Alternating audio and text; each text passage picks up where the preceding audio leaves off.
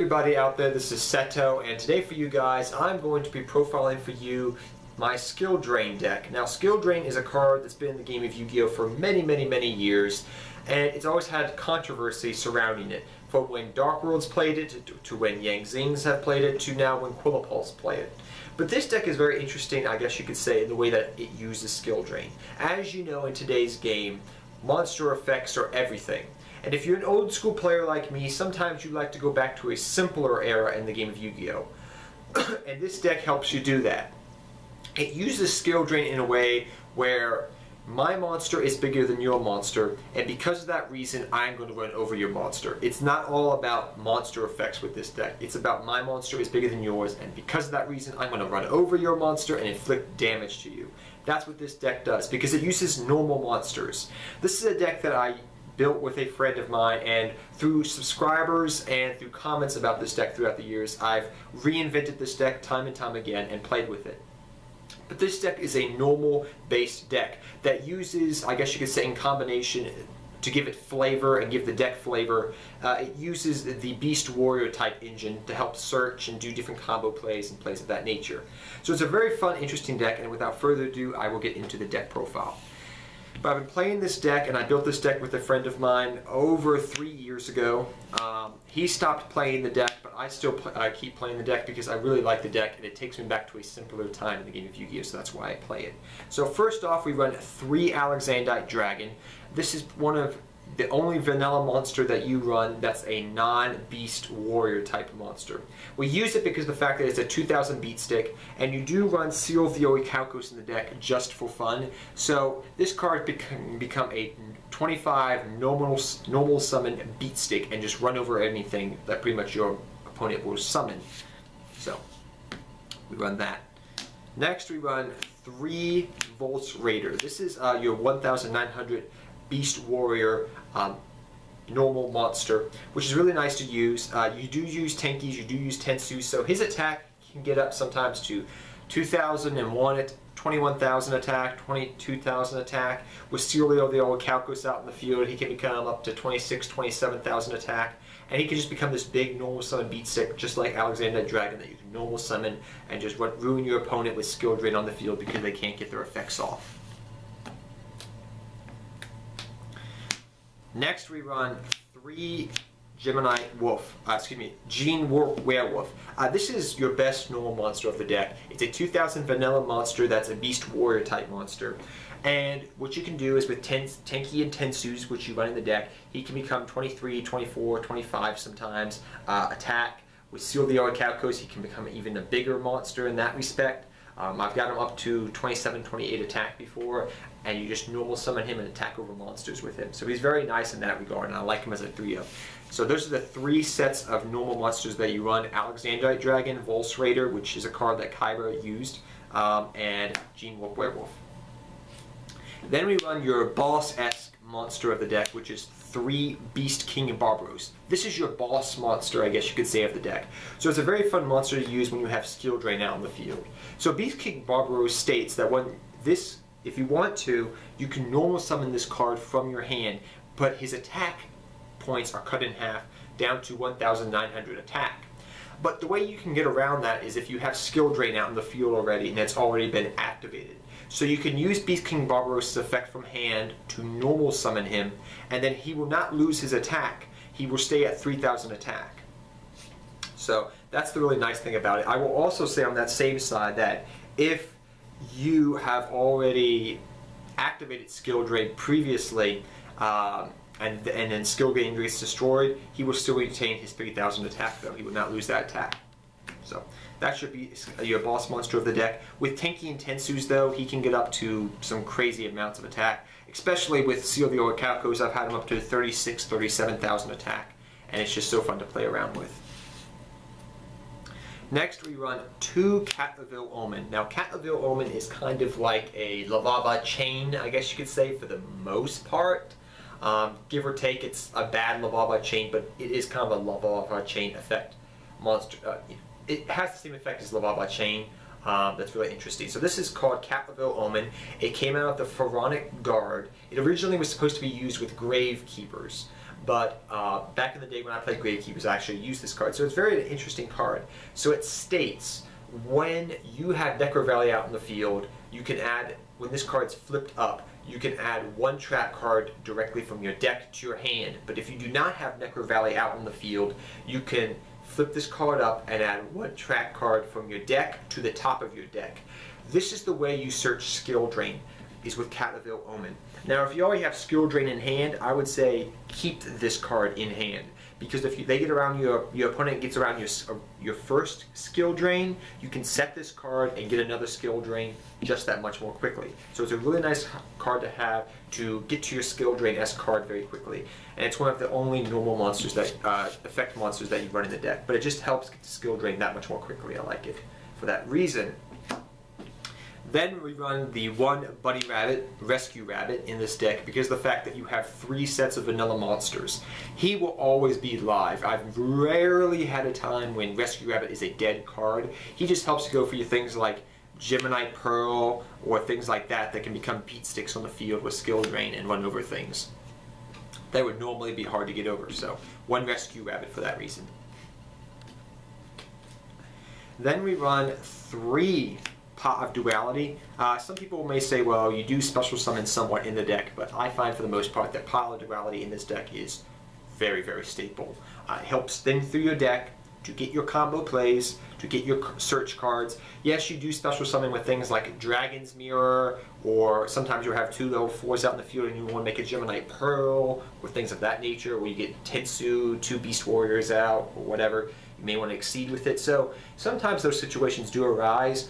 But for the most part, this card is amazing in this deck because of the fact that you don't really special summon all that much, like I say. You most of the time are going to be normal summoning, or you're going to be kind of in a funk where you're not you're just attacking directly and you're not special summoning. You don't need to. So Pot of Duality can come in those situations so you can thin through your deck, find more key plays for future situations that do arise. So that's why we run 3 Pot of Duality. Then we run 3 Tenki. Now, you may ask yourself, because the fact that I will say I run 2 Tensu and 3 Tenki, you may ask yourself, well, with traps and spells and things like that, you know, does your back row get very, very cloggy? Now, I'm going to tell you right now, it can get very cloggy, but you have to play your cards right. You have to think about your plays and your future plays and situations that may arise in the duels. So you have to play the deck, your spell and trap card zone smartly. You don't want to activate too many Tenkis and Tensus because then your back row becomes cloggy.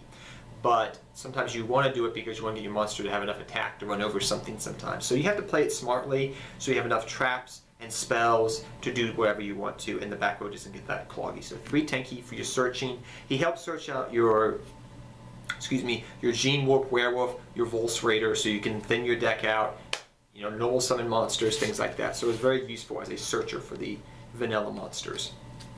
So you can use them as beat sticks.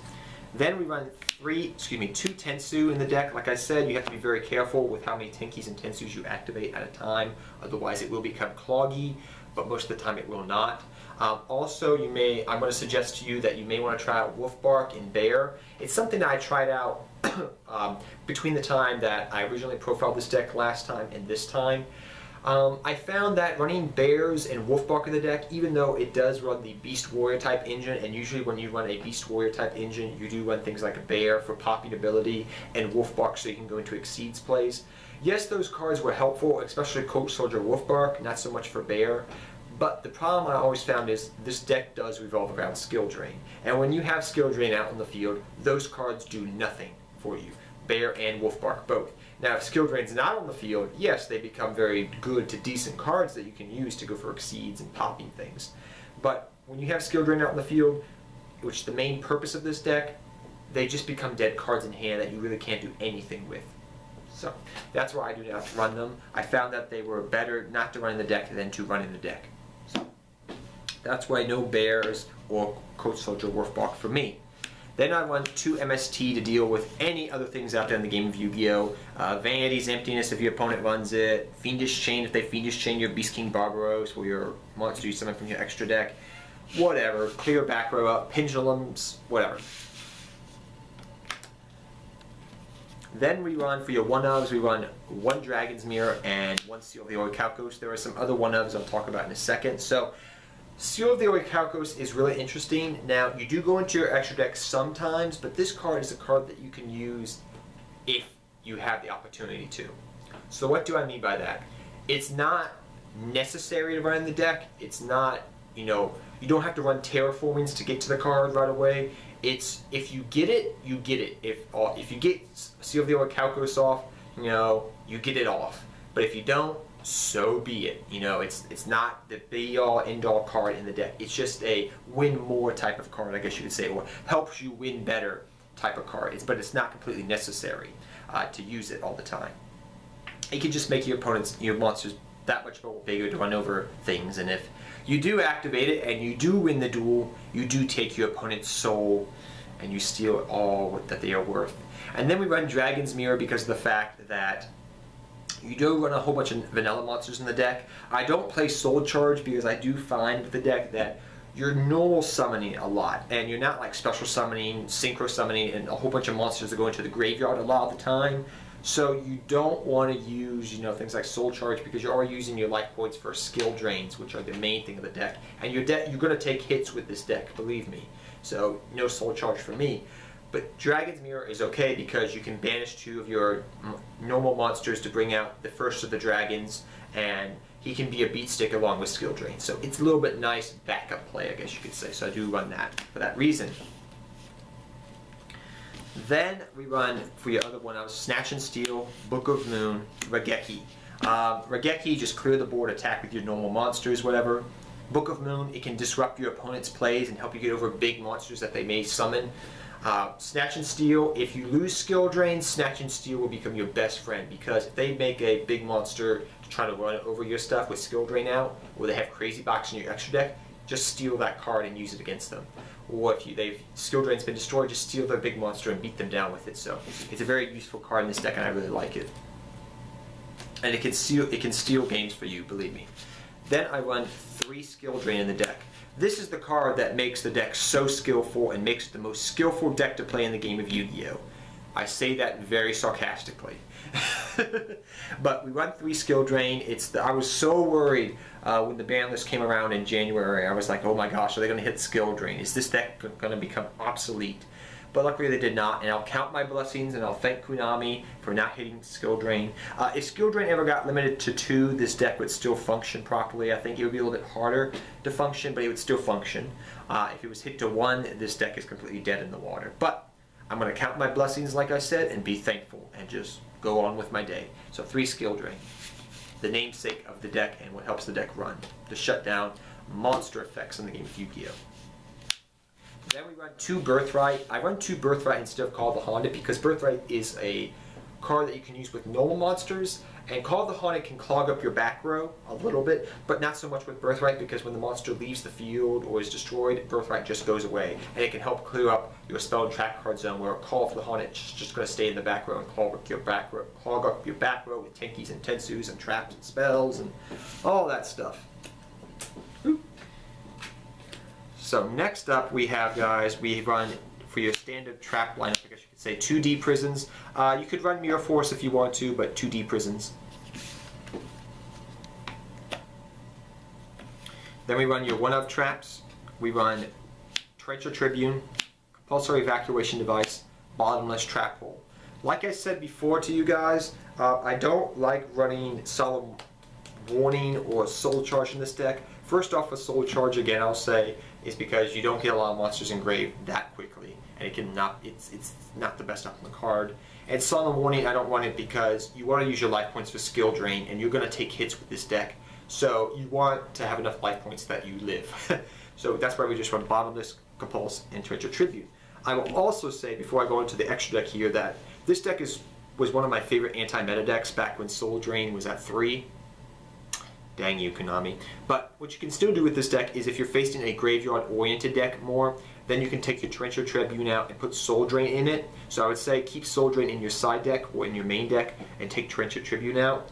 You can easily search for Soul Drain because you have Cat of the Omen. So worst case scenario, if you're facing against a graveyard-oriented oriented deck, you flip up your Caterpillar Omen, add Soul Drain to the top of your deck, set down your Soul Drain, flip it up, all the graveyard effects go bye-bye. Or if they're a graveyard and a on-field effect monster type of deck, you could set up very easily a Soul Drain, Skill Drain lock, and they're just going to sit there and twiddle their thumbs.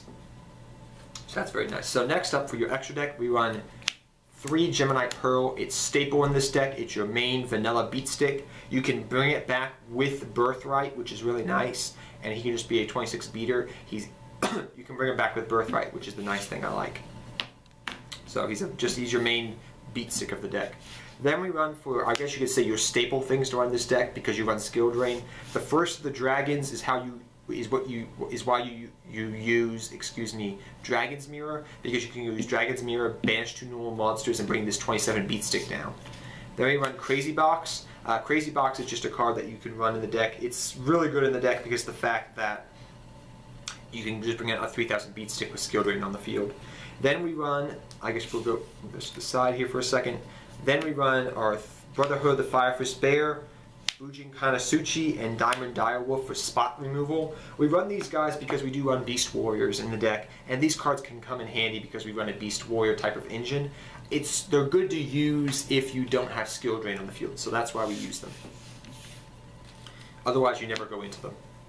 Then we run Heartland Drago, Abyss Dweller, Korgana Luminescent Knight, and Gaga Cowboy.